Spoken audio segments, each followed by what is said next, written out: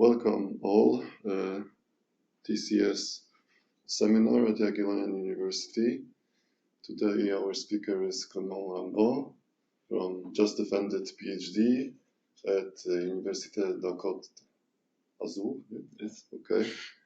And the topic is new to us, and I don't know if for you it's a new line of research on temporal graphs. The floor is yours.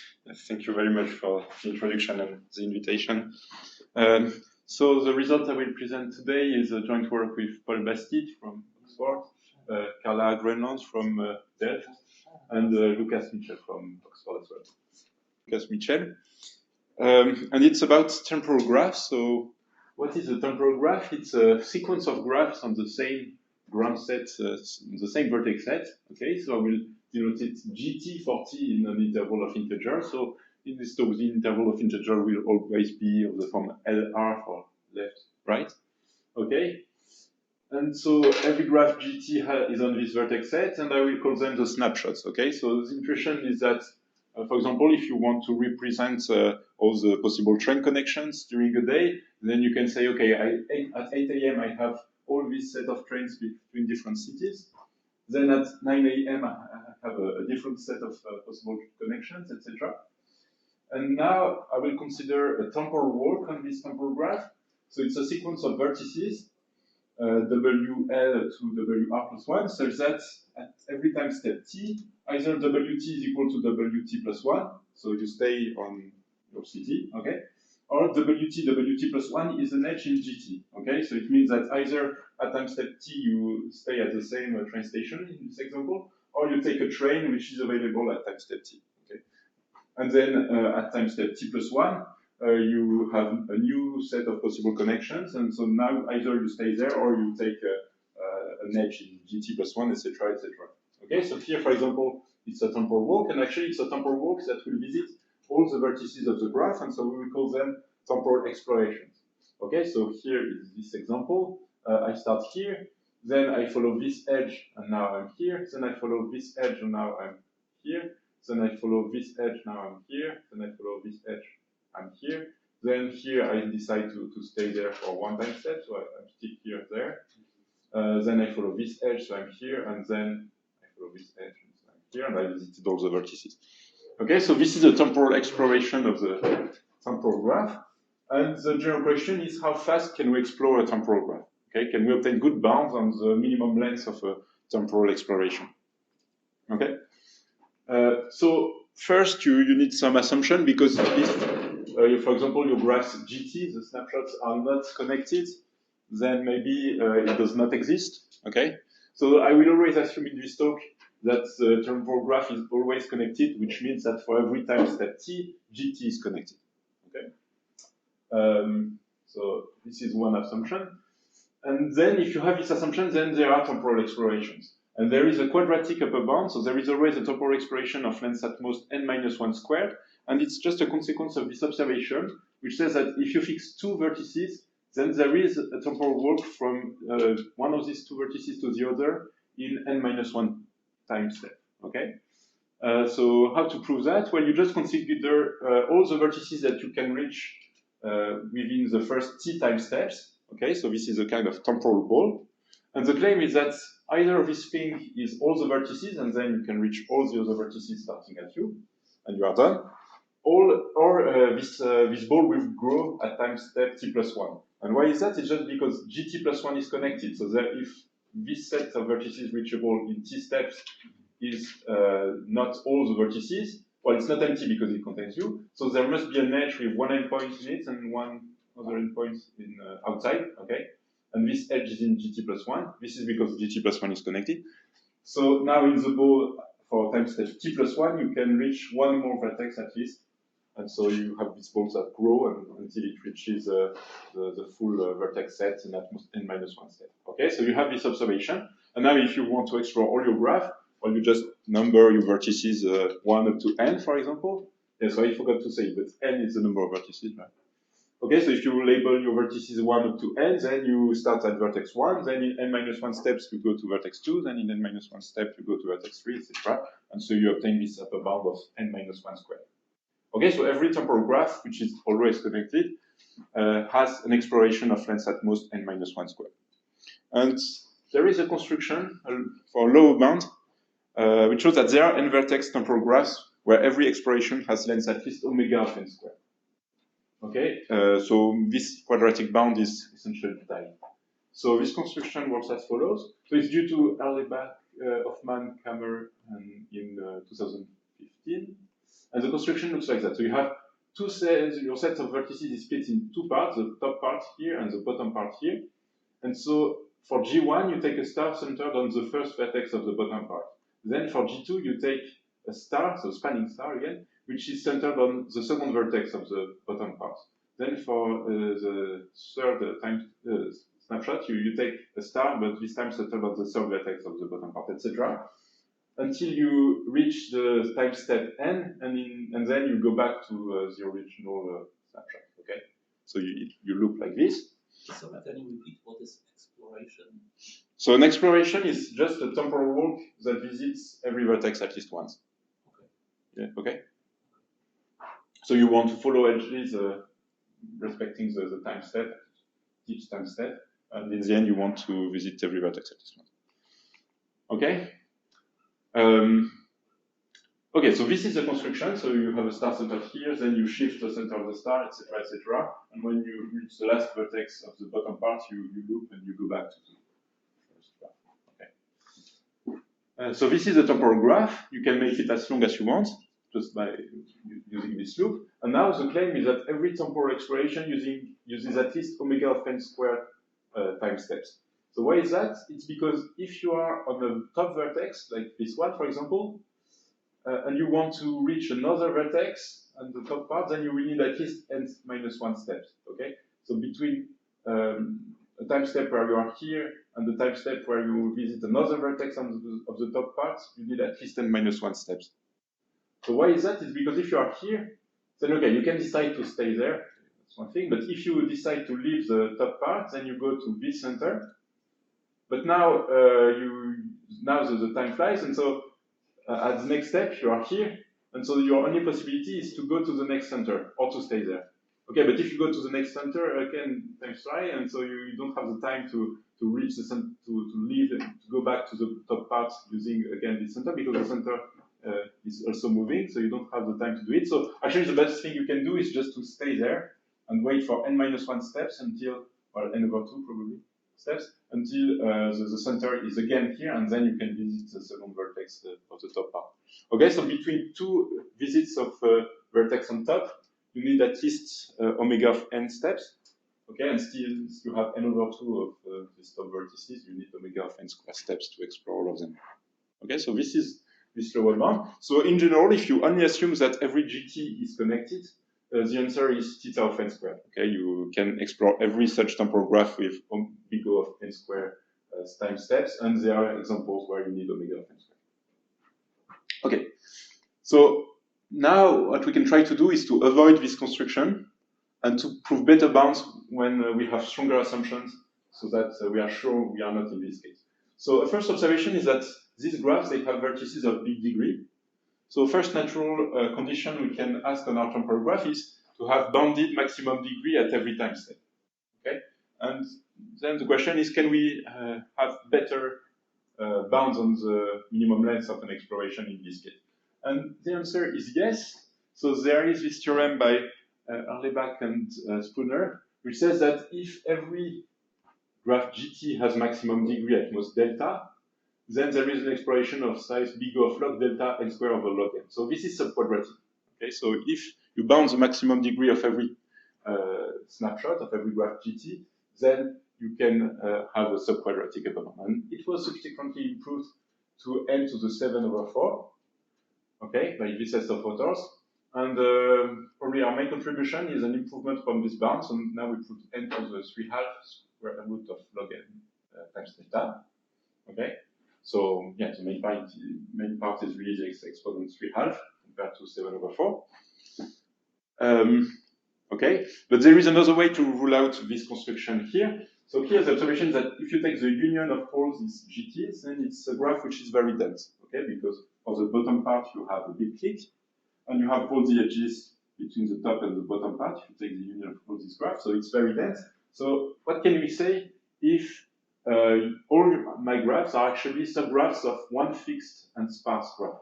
Okay, so say for every t, gt is a subgraph of g for some sparse g. So sparse, you can take, for example, bounded tree widths or planar, for example, or any other assumption. We'll see which one works well. So here there is a theorem by the same set of authors. So they prove that, no, it's not the same actually. So it's by Erlebach, Hoffman, and Kammer. And they prove that there is an upper bound of n to the 3½ log n if the tree width of this underlying graph, which is the union of all the GT, is bounded. If this underlying graph is planar, then you have again a subquadratic bound. So here it's 9/5, and both bounds were improved later. So here in particular, when the union of all these graphs is planar, you have 7/4 in the exponent. And again, we improve these results by showing that in all these cases you have a bound of the form n to the 3½ square root of log n. Okay, so it's always the same bound. It's not a coincidence. It's because we have actually one theorem which implies all of them. And I think, to state it, I need to introduce, say, temporal graph parameter, which is, I think, interesting in this setting and might be useful for some other problems. So the idea is the following: for every vertex u, you can consider d max of u, which is the maximum degree of u over every time step. Okay, so this is d max. And now you can consider the average of d max. Okay, so 1/n times the sum of every u of d max of u. So this is a kind of average temporal maximum degree. So it captures several things. So for example, if the maximum degree of every gt is at most delta, then this parameter d is at most delta as well, because every d max is at most delta. Something else, if every gt is, for example, a subgraph of a fixed planar graph, then this d max is at most the degree in this fixed planar graph, and the average degree of a planar graph is smaller than 6, so you deduce that d is bounded by 6. Okay? And more generally, if you are included in a degenerate graph, okay, then this d-degenerate graph says then this big D is at most 2. And so our main theorem is that if this average temporal maximum degree is equal to big D, then there is a temporal exploration of length big O of n to the 3½ square root of d. So I didn't write it again, but here it's important that we assume that the graph is always connected. Okay, at every time step, the graph is connected. So the proof is not very long, so now the plan is just to show you the proof. Is there any questions so far? Okay. Okay, so this is the plan to prove it. So there are basically 3 steps. So there is really one lemma, which says that if you take a set of vertices which is big enough, then you can find 2 vertices in this set such that one can reach the other within a few steps. Okay, so I will state it explicitly after. So basically it says that if you have a big enough set, then you can find 2 vertices inside this set so that one can reach another quickly. Then the step 2 will be to apply this lemma to find a short walk that visits quite a lot of not yet visited vertices. Okay, and then we'll apply it iteratively to cover a big part of vertices which have not been visited yet, etc., etc. So just to give an idea of the values. So here, for example, we'll show that in n steps you can cover square root n approximately of the not yet visited vertices. Okay, so if you apply this square root n times, you will visit all the vertices, and this is where the n to the 3½ comes from. Okay. Okay, so now we can state this key lemma. So that's it. So you take a graph, a subset X of vertices of size at least 2. Okay, and then the claim says that there exist Q and V distinct, such that there is a temporal walk from U to V of length at most 2dn over X plus 1. Okay, so you have something like this. Okay, so now let's prove it. So to do that, I will need 2 definitions. So yeah, first to fix the notations. So my graph will be GT for T between L and R. Okay, so left and right bound for the time steps. And I suppose that I have at least 2dn over X plus 1 time steps, and I want to find U and V distinct such that there is one temporal walk from U to V. So to do that, I will consider 2 objects. So one is FUT. Okay, So I have a vertex u, and I will consider FUT. So T here is just a time step, and FUT, it's all the vertices that you can reach from U using the time step between L and T. Okay, so until time step T, you are allowed to move, and then you should be able to reach this vertex. Okay, so this is somehow the ball centered on U of the vertices reachable before time step T plus 1. Okay. Then we consider, so F here was for forward, because we also have BUT for backward, so it's a similar definition, but now it's just reversed. Okay, so this will be BUT, and that's all the vertices that can reach U. Okay, so that's all the vertices like this that can reach U using time steps between T and R. Okay, so that's just this definition. So we consider this object. And one crucial observation is that these balls cannot really intersect in arbitrary ways. So in particular, we have this observation. So if we have some FUT that intersects some BVT plus 1, okay, so what does that mean if we have this? So it means that we have a vertex, let's call it W, which is in this intersection.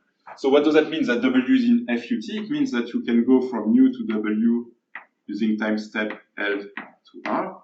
And what does that mean that W is in BVT plus 1? It means that you can go to V using time steps between, no, sorry, this was T.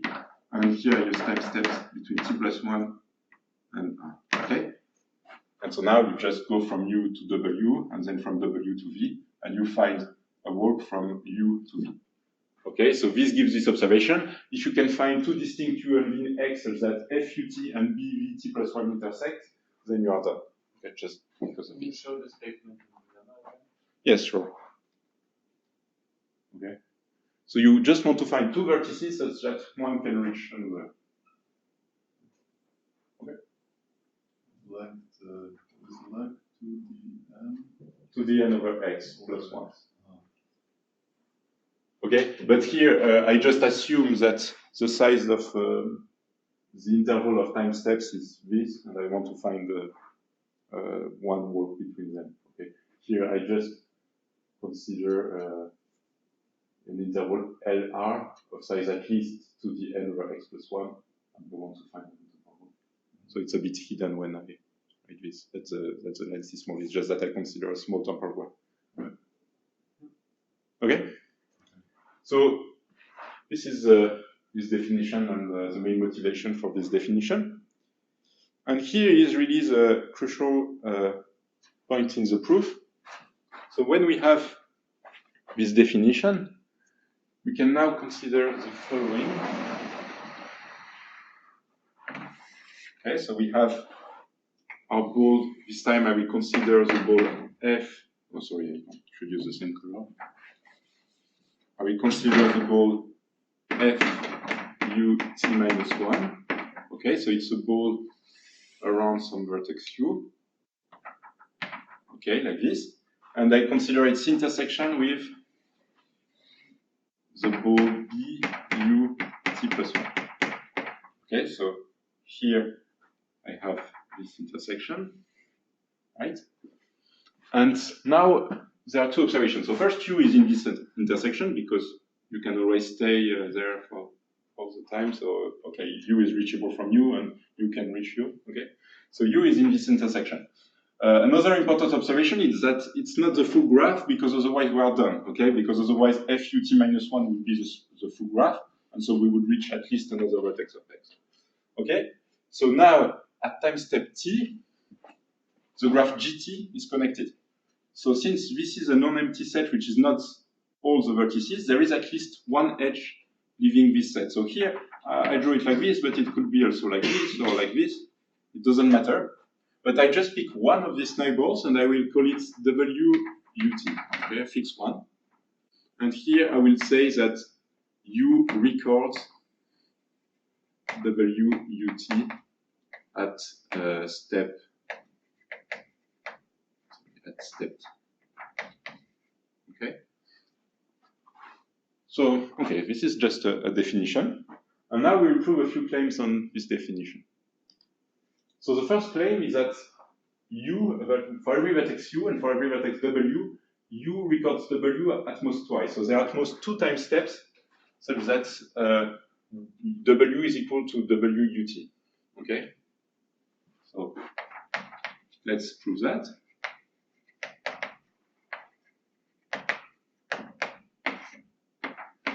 So suppose otherwise that there exists T1 smaller than T2 smaller than T3 such that W is equal to WUT1 equal to WUT2 equal to WUT3. Okay, suppose for contradiction that W is recorded by U at least 3 times. Then what happens? So here it will be an almost purely formal contradiction. So first,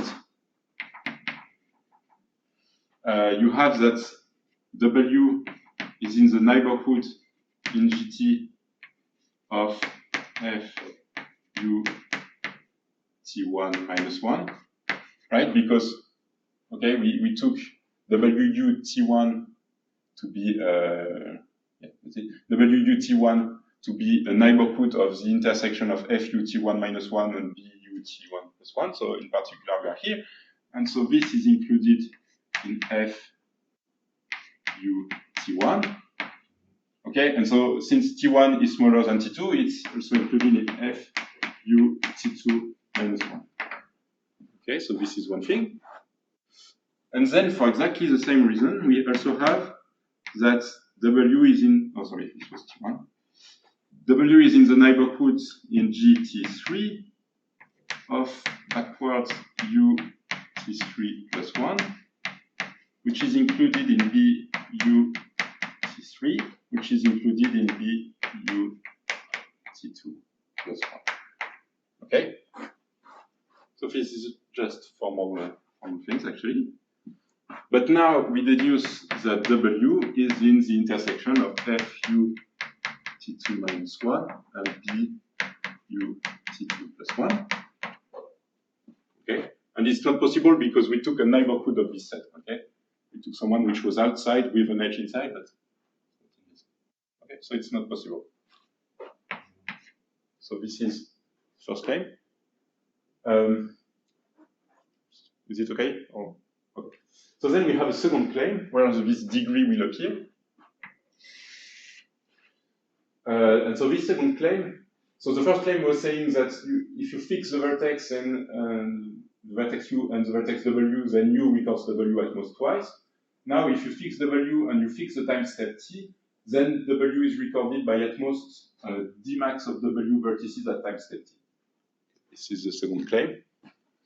So why this is true? Here.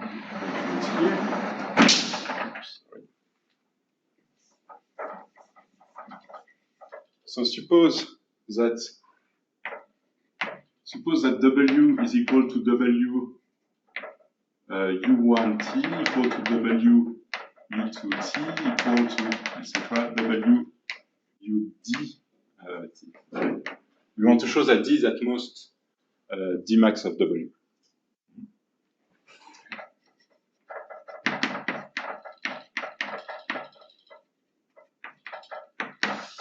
Okay, so what does that mean, this? It means that W here, when it has an edge which is in a GT, where the other endpoint is in a set that looks like that. Okay, so it's the intersection of F U1T minus 1 and B U1T plus 1. Okay? And then you have this, but for all the UD, okay? So you have a lot of edges like this. Okay, and this was for U2, etc. up to UD. Okay, now the thing is that at step GT, W has degree in GT neighbors. Okay? So if D Okay, so assume that d is bigger than the degree in gt of w. Then if this is the case, then you will have twice the same neighbor of w which is used. Okay, and so somewhere you will find say ui, such that this intersection of the forward ball and the backward ball around ui and the same intersection for uj intersect. Okay, here they use the same vertex. But then we can use again the observation from the beginning. Okay, here, this vertex here will be reachable from ui before time step t, well, at time step t, no, at time step t minus 1 actually. And here we can reach uj starting at time step t plus 1. Okay, so actually we go here, we wait for one time step, and then we go here. So we find ui and uj, we find x, and there is a wall between them. So we would be done if we had this. Okay? So this proves the claim, okay? Because if it's recorded by too many vertices for one time step, then two of these vertices will give two intersected balls, and we have it. Okay, so that's it for the claim. Okay, so we managed to prove that. And now we can apply it. And it's just a counting argument. So now what is the total number of recordings? Well, it's the size of x times the number of time steps. Okay, because at every time step and for every vertex of x, I record one time. And we took the size of the interval of time steps so that this is bigger than 2dn. Okay, and d is this thing. So it's this thing, so it's the average of dmax. So I obtain that this is equal to the sum for every w in G of 2 times dmax of w. Okay? So this implies that there exists one w which is recorded more than 2 times dmax w times. Okay? But for each time step, it can be recorded at most dmax of w times. So it means that it's recorded for at least 3 time steps. There are at least 3 different time steps for which it's recorded. Because of, okay, here I just applied the second item of the claim.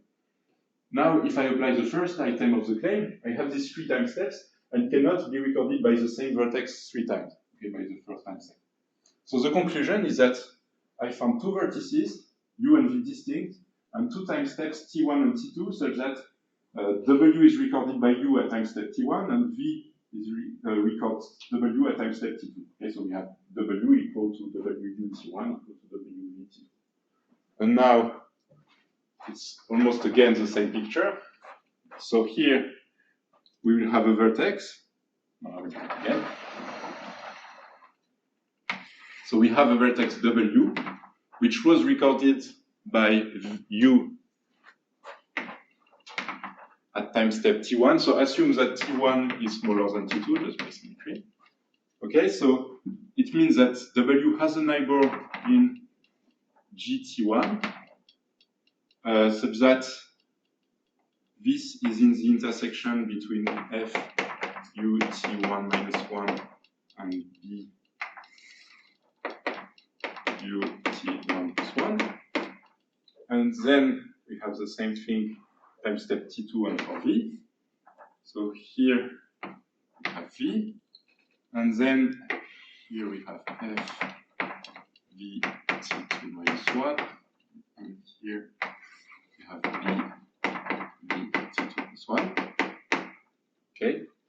So now, what does that mean? That this vertex is in the forward ball fu t1 minus 1. It means that I can go here using time step between L and t1 minus 1.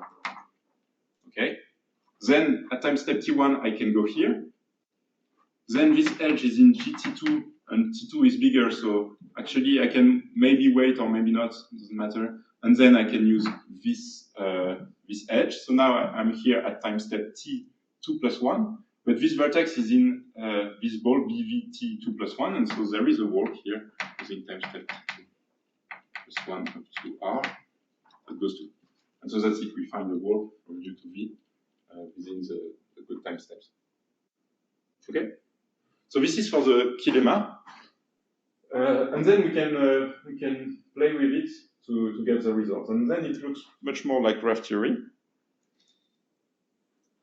So I restated here the key lemma. So if you have a set X of vertices, then you can find two elements in X that one can reach another in at most 2dn over X plus 1 time steps.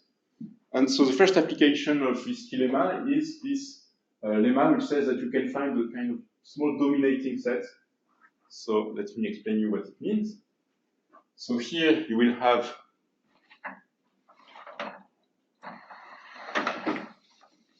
you are given a set Y of vertices and an integer k. We'll fix k later. Okay, so we have it's here.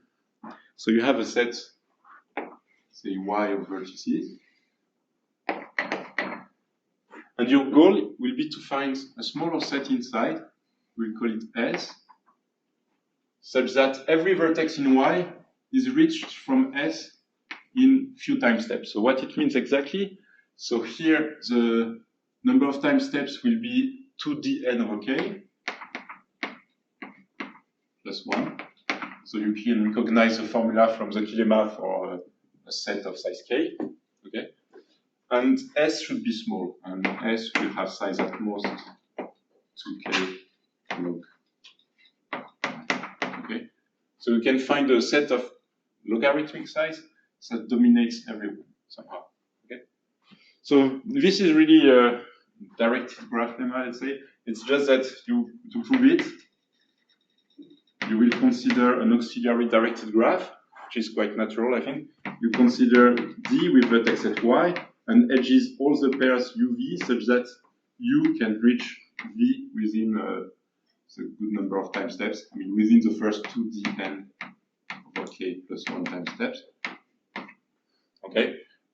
And your goal is to find the dominating set in this digraph. And what do you know on this digraph? Well, you know that alpha of D is smaller than k. It's just because of the key lemma, because if you have k, a set of k vertices, then the key lemma tells you that one is reachable from the other. So the key lemma tells you exactly that alpha of D is smaller than k. And then there is a little argument to show that it implies that there exists a vertex S1 in D, such that the degree, out degree of S1 is at least size of Y over 2k. This is just a standard argument, maybe a coloring argument, because if the maximum out degree is delta, then the chromatic number is at most 2 delta, but here alpha is bounded, so you can just obtain this very easily. So you find the first vertex S1 that dominates quite a lot of people. Okay, quite a lot means at least Y over 2k, and then you repeat it, okay, on what remains. So every time you multiply the size of the set by 1 minus 1 over 2k, and so in the end you have a set S of size at most log in base 1 minus 1 over 2k of the size of Y, and okay, do the computation. Okay, so this is the dominating set lemma somehow, and now we are closer to the end of the proof actually,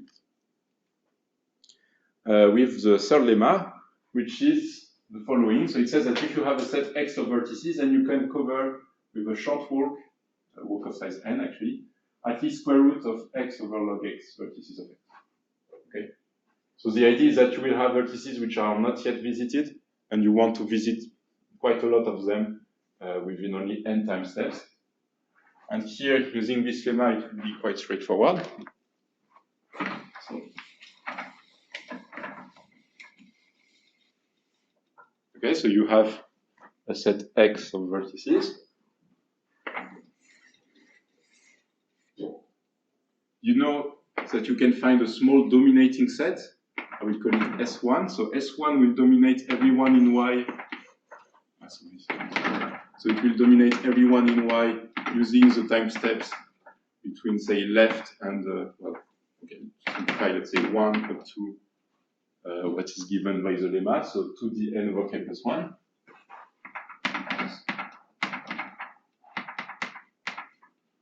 Okay, so here I need to choose carefully the value of k, but it's here.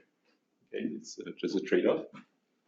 Okay, then in what remains, I find another dominating set S2 that will dominate all the others, and which is still small. And here, when I say dominate, it's within the interval of time steps to the n over k plus 1, and well, twice this, so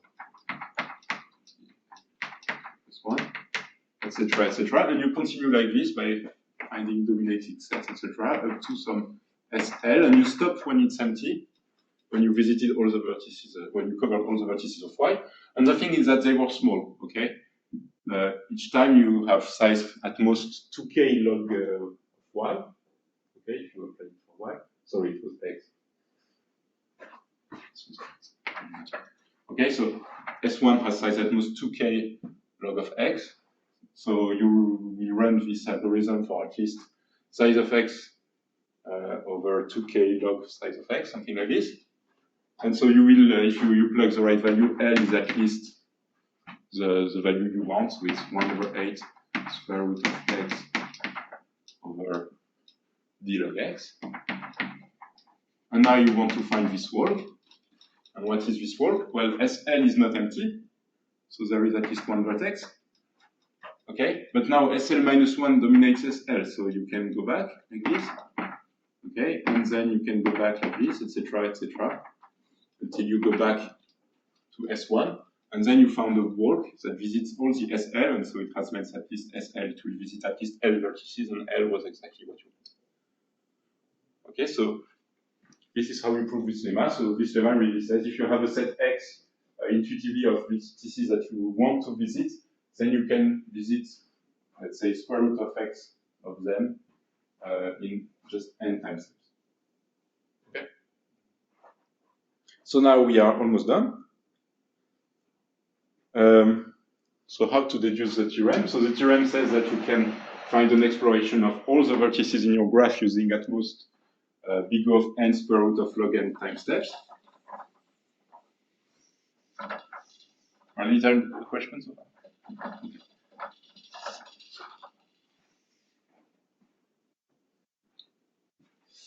So what you will do is that you will divide your timeline. So okay, you have an interval of time steps, and you will divide them into intervals of size n. Okay. Okay. So what you do is that on the first interval, you look at all the vertices and you apply the lemma for x being all the vertices. And so here you will visit omega of square root of n over log n vertices. Okay. Then you jump to the third interval. So I will explain you what you do during these n time steps just after, but just here consider the next, the third interval. And here you will look at the vertices which are not yet visited by this first walk. Okay, this will be your set X. And again, you apply the lemma. And so here you will visit again omega of square root of n over log n vertices. Okay, so I consider that d is really a constant. Just simplify. And I do this again and again on every odd interval, okay, etc., until I visited everybody. And now the problem is that this walk here, we are not sure that the last vertex of this walk is the first vertex of this one. So you see that I prepared some margin here, n time steps, just to connect my two walks. Okay? And I can do that because of the observation from the beginning, which says that if you take two vertices in an always connected graph, then you can go from one to another in n minus 1 time steps. Okay? So here you apply the observation.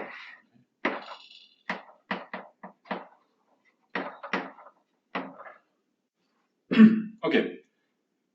So now how long does it take? Well, every time, so you need to do the computation carefully because the size of the set of vertices which are not yet visited decreases, so there is a bit of computation. But intuitively, you visit square root of n over log n new vertices for each of these intervals.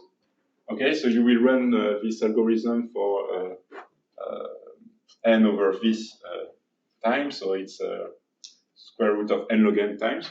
Okay, and you multiply by n the size of these intervals, and so you obtain the bound that I claimed in the beginning. So we go and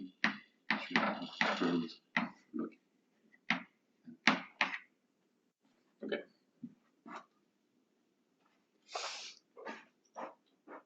So this is for the proof of the theorem, and now I will just conclude, I think. So the main statement was this. So if we define this average temporal maximum temporal degree, so 1/n times the sum of every vertex u of the maximum degree of u over every snapshot, then you have this upper bound of big of n to the 3/2 square root of t log n. So there are many open problems actually, because n to the 3/2 it could be really much smaller. There is just one lower bound which tells you that it's not linear, so it's at least omega of n log n. So it's by this set of authors, and if I remember well, that's really cubic graphs. So the underlying graph is cubic, it's planar, and I think every snapshot is a path, so it's quite strong. And still you need n log n. But there is no other lower bound, so it could be true that if the maximum degree of every gt, for example, is bounded, then there is an exploration of size n to the 1 plus little of 1. This is a possibility. This could also be true if we replace this delta by this new parameter d. Okay. And I will stop with this open problem. So, thank you very much.